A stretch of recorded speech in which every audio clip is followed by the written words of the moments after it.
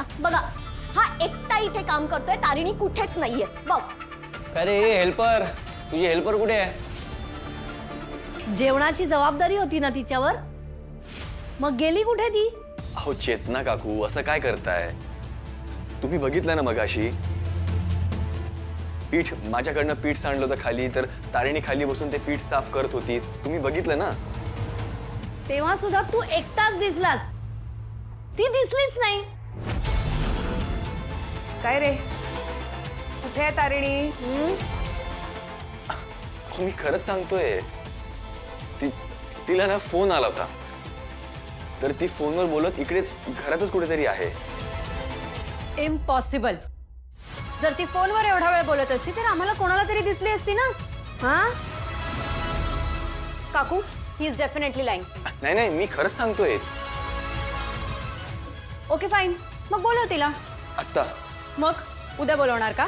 आत्ता, राईट नाव. ठीक आहे, मी बोलवतो तिला. थांब. तुम्ही दोघांनी जाऊन बघा तिला. ओके पद्मिनी मम्मा. तुम्ही दोघं ना.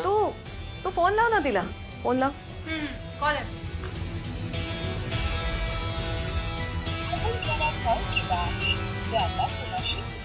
बिझी लागतोय. परत लाव.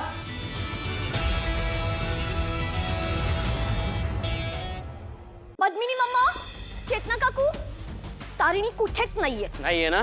इथे वर पण नाहीये, तिथे आत नाहीये. नाहीये. इथे नाहीये. घ्या, बोलवा आता.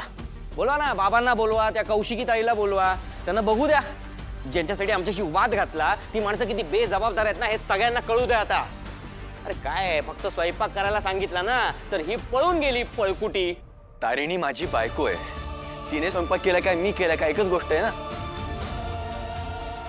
नाही, तुम्ही एकदा मी केलेला स्वयंपाक चाखून तर बघा, तुम्हाला खूप आवडणार. हो, पण जिला स्वयंपाकाची जबाबदारी दिली होती ती कुठे आहे? पद्मिनी मम्मा, हे काही नवीन नाहीये तारिणीचं. आमच्याकडे बेलसरांकडे सुद्धा ही अशीच करायची.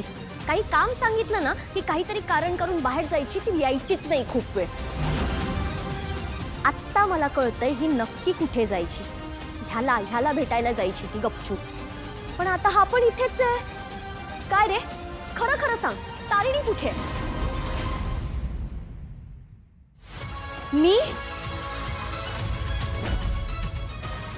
मी तर इथेच आहे.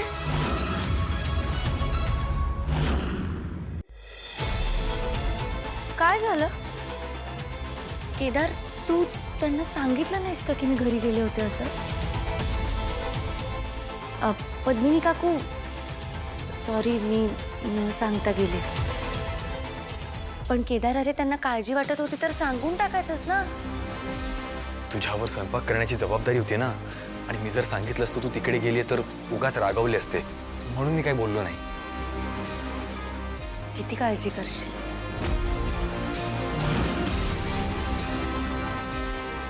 नो वे, तुम्ही दोघंही खोटं बोलताय. हा,